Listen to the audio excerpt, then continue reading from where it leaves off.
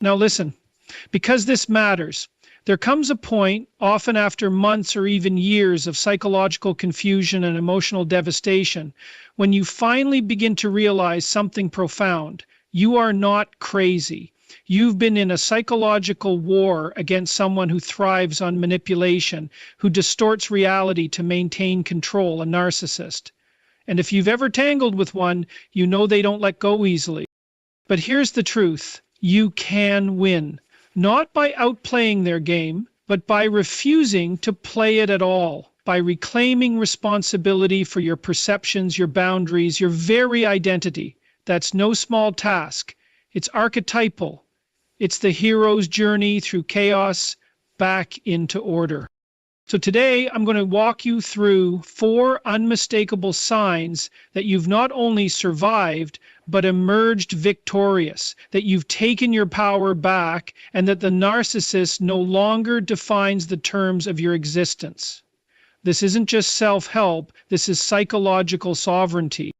You no longer seek their validation. That statement might sound simple, but in practice, it signifies a monumental psychological shift, perhaps the most critical moment in your recovery from narcissistic abuse. Because the narcissist's control is rooted in your dependence on their approval. From the very beginning, they condition you to seek their praise, to fear their disappointment, to internalize their opinions as truth. You start living in their emotional weather system, where their moods determine your worth and their reactions dictate your choices. It's subtle at first. Maybe they compliment you, then withdraw affection. Maybe they criticize, but follow it with a breadcrumb of praise. You learn quickly that you need to earn their kindness, and that keeps you spinning, working harder, trying to please, terrified of rejection. This is the narcissist's game. It's not just about controlling your behavior, it's about colonizing your identity. They make themselves the authority on your value. You look to them not just for love, but for proof that you deserve to exist as you are. That kind of dependence creates an invisible leash, one they yank whenever they feel threatened by your independence, your clarity, or your strength. It's a slow erasure of self. And what's insidious is that over time you start policing yourself. You modify your voice, your clothing, your opinions. You rehearse conversations in your head to make sure you won't provoke a reaction. You begin to disappear so that they don't feel insecure. But something shifts when you begin to wake up to the game. The first crack often comes in the form of exhaustion, emotional burnout from the endless performance. Or maybe it's a moment when they rage over something trivial, and instead of panicking, you feel bored, disconnected. You stop reacting the way you used to. That's the beginning of detachment. And detachment is power. Because once you stop seeking their validation, they lose their grip. Their criticisms stop landing. Their praise becomes irrelevant. You no longer feel the compulsive need to explain yourself, to justify your choices, to prove that you're good. You already know. This shift isn't about arrogance or defiance. It's about groundedness. You're no longer outsourcing your identity to someone who twists it to serve their ego. You've begun to build an internal compass, something rooted in truth, not approval. And let's be clear, this doesn't mean you no longer care about relationships or feedback. It means you've stopped allowing one distorted voice to override your inner knowing. You start to evaluate their comments, not absorb them automatically. You ask, is this true? Is this fair? Do I believe this? If the answer is no, you let it go. That's a massive psychological breakthrough. And the narcissist senses it often before you do. Suddenly, their tactics stop working. They may lash out, escalate, or play the victim. They'll try everything to get you back into that familiar role. The eager to please, always apologizing, approval-seeking version of yourself. But you don't play along. You don't rise to the bait. You might feel anger, grief, even guilt, but those emotions no longer derail you. They pass through you instead of controlling you. That's because your center of gravity has shifted. You're not performing for them anymore. You're standing in yourself. And the irony is, the more indifferent you become to their validation, the more desperate they become to reclaim their power. But it's too late. You've crossed a threshold. You've started to recognize that your worth is not something to be granted or revoked by anyone else, especially not someone who used your need for love as a tool of control. You enforce boundaries without guilt. For many who've been entangled with a narcissist, the very idea of setting a boundary feels foreign, if not dangerous, because for so long you were trained, sometimes explicitly but often subtly, to believe that your needs were selfish, your limits were unreasonable, and your discomfort was a sign of weakness. Every time you tried to assert yourself, it was met with punishment, silent treatment, gaslighting, mockery, or rage. The narcissist couldn't tolerate your autonomy because your boundaries exposed the truth, that they weren't entitled to everything they demanded. And so you learned to over-explain, to apologize for saying no, to soften every limit until it wasn't a limit at all. You became hyper-attuned to their moods, anticipating their reactions so you could avoid the fallout. Over time, you stopped trusting your instincts. You questioned whether you were being too much or not enough. You let things slide, not because they were acceptable, but because standing your ground always seemed to cost more than it was worth. But beneath the compliance was a building resentment, a quiet, gnawing feeling that your soul was being traded for peace that never came. Recovery begins the moment you realize that a boundary is not a punishment, it is not cruelty, it is not an act of aggression. It is a declaration, this is who I am, and this is what I will and will not accept. Enforcing it is not about controlling others, it's about controlling yourself. It's about deciding where you end and they begin. And in the case of the narcissist, that distinction is everything because their entire strategy depends on the erasure of that line. At first, the guilt will be overwhelming. You'll feel selfish for saying no. You'll worry you're overreacting or being unfair. That guilt isn't proof that you're wrong. It's evidence that you were conditioned to associate self-respect with harm. The narcissist taught you that boundaries were rejection and rejection was cruelty. But as you begin to challenge that lie, something else begins to grow. Clarity. You start noticing how often your time, your energy, your emotional labor have been consumed without consent. You see how your empathy was weaponized, how your silence was mistaken for agreement, and in that clarity, the guilt begins to weaken. You start small. You say no without explaining yourself. You ignore the bait in a provocative message.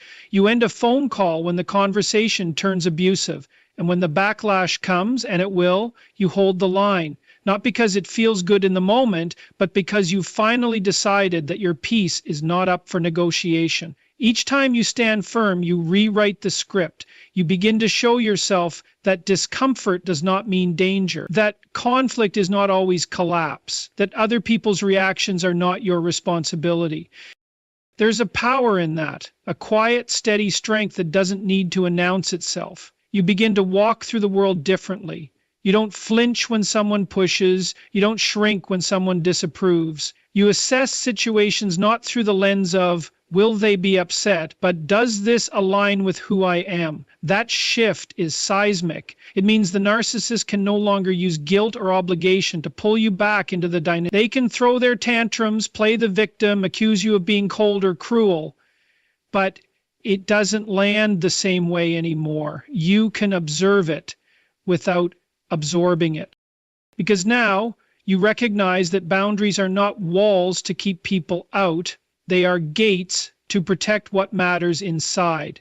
And your job isn't to convince the narcissist to honor them, it's to honor them yourself. Even when it's hard, even when it hurts, even when no one claps for you. Their manipulation no longer affects your reality.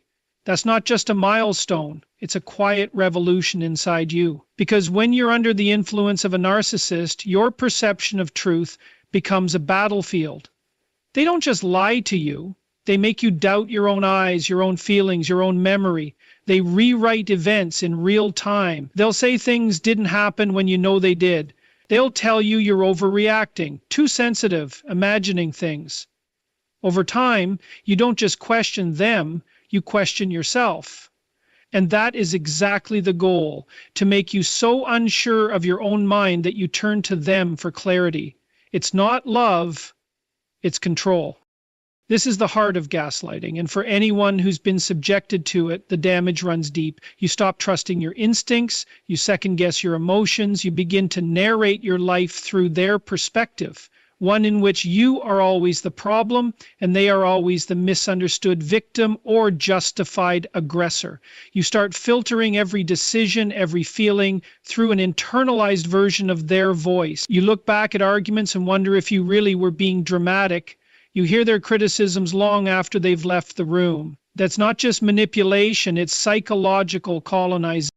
But something changes when you begin to take your reality back. At first, it doesn't feel like strength. It feels like confusion. You'll say to yourself, wait, no, I remember that happening. You'll catch yourself rereading texts or replaying conversations, trying to find your footing. That's not weakness, that's awakening. Slowly, you stop bending your perception to fit their narrative. You start to trust the tension in your gut, the constriction in your chest, the quiet voice that says, this doesn't feel right. That voice had been there all along. It was just buried under the noise of their distortions. As your confidence grows, you stop explaining your reality to them. You stop defending yourself against accusations that don't make sense. You realize that some arguments are not about truth, they're about power. And the moment you understand that, you stop participating in battles you were never meant to win.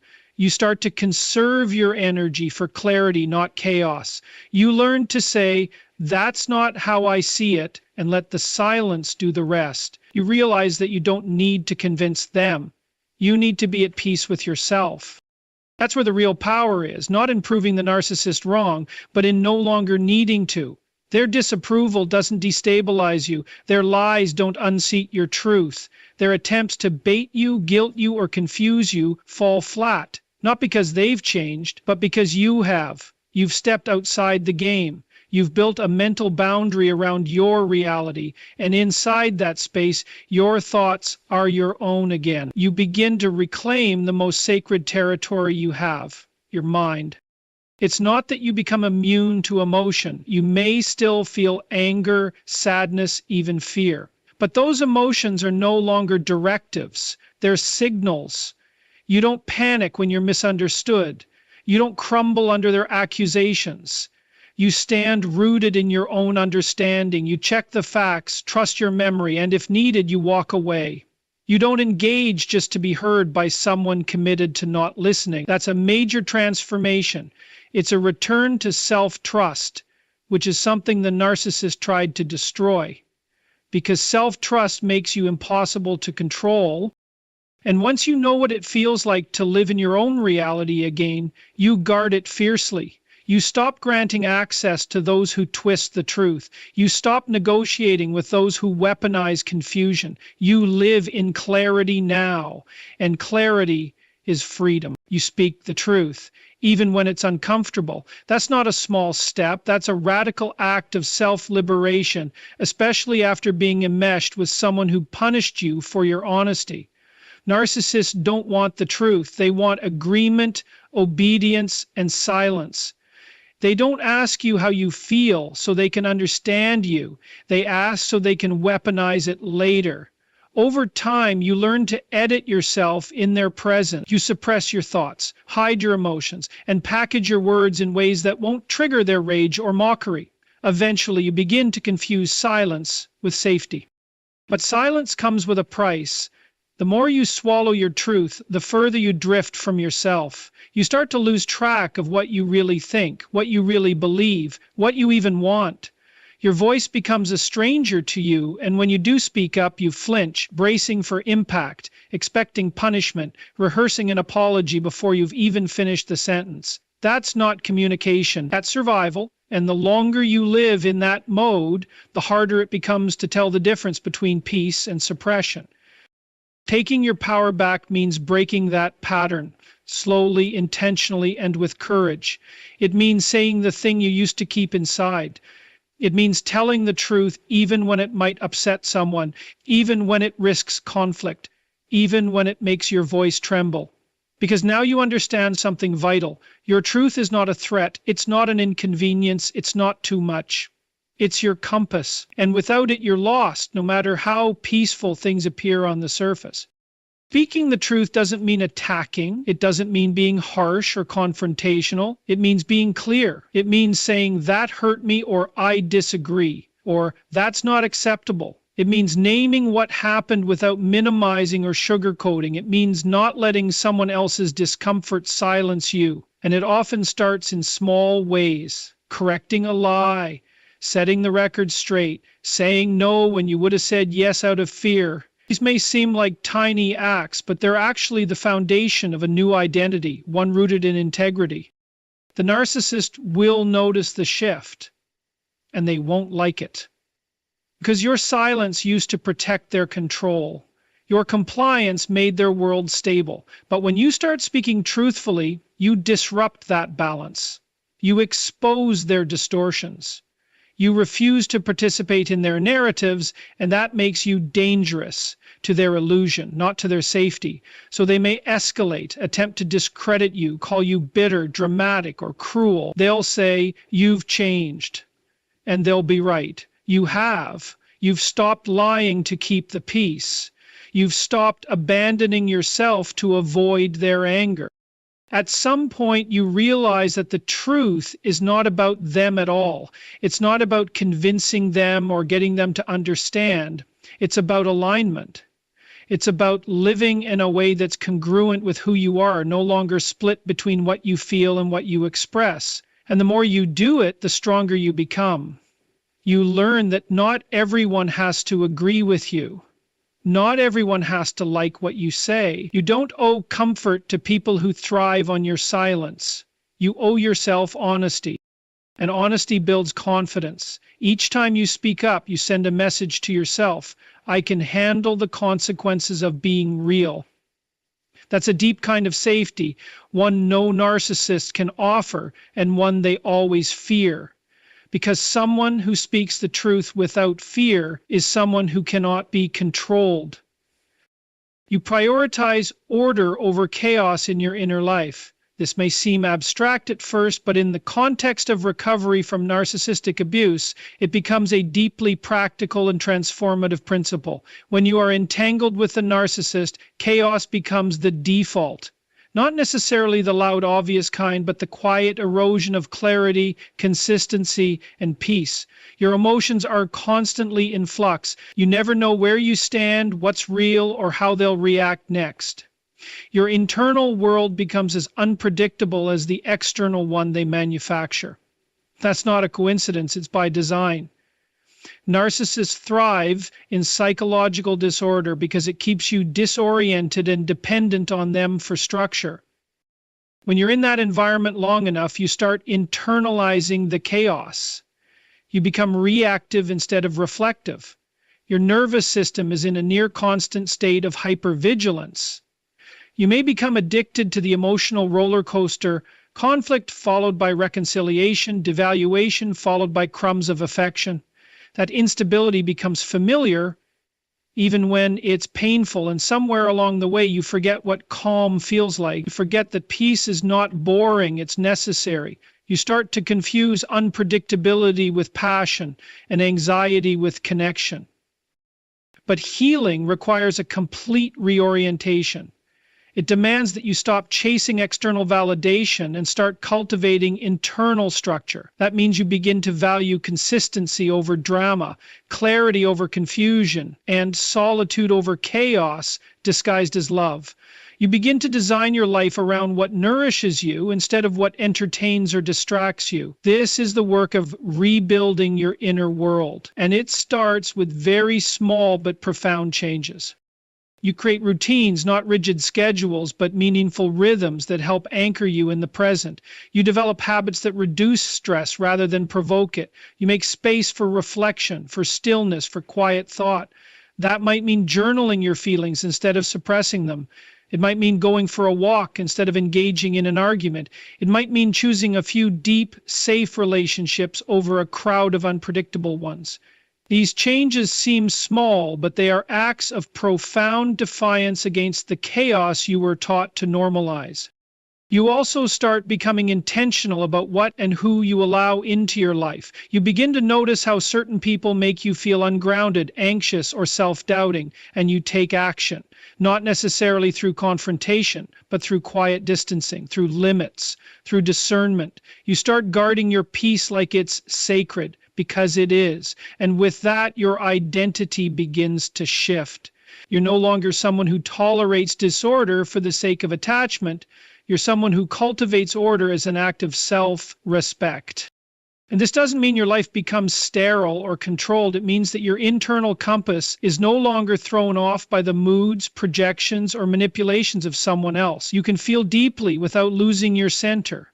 You can face challenges without spiraling into self-doubt. You have a baseline of stability that doesn't vanish the moment someone tries to provoke you.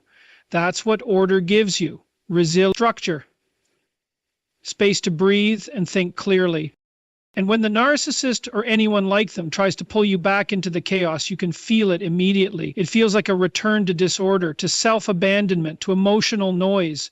But now, instead of getting swept up in it, you pause, you observe, and you choose differently because you've experienced something better. You've tasted what it's like to have a calm mind, a clear heart, and a stable path forward. And that becomes your new standard. You've reclaimed the narrative of your own story. That's not just poetic language. It's a concrete psychological turning point in your healing.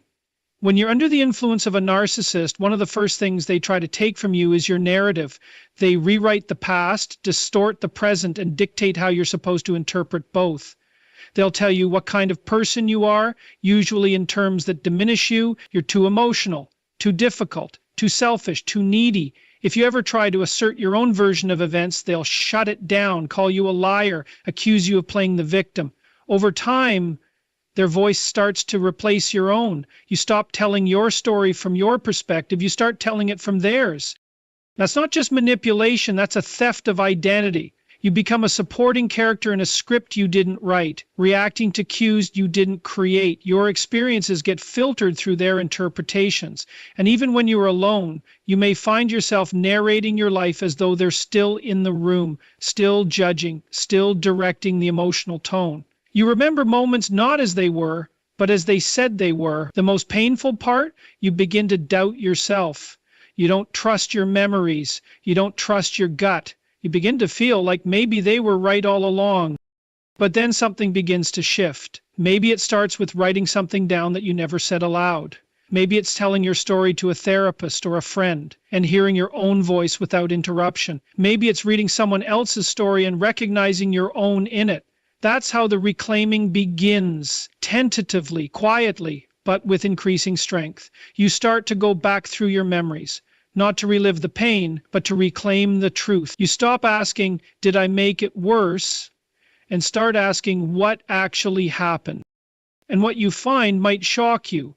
Not just the severity of what you endured, but the strength it took to survive it. You begin to see yourself not as weak or overreactive, but as someone who adapted under enormous psychological pressure. You reframe the moments you used to feel ashamed of.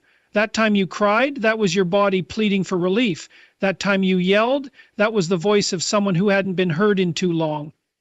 That time you finally walked away, that was the climax of a long, slow rise towards self-respect. Reclaiming your narrative also means revisiting who you were before the narcissist. That version of you wasn't broken, just vulnerable, open, maybe naive, but also hopeful, kind, trusting.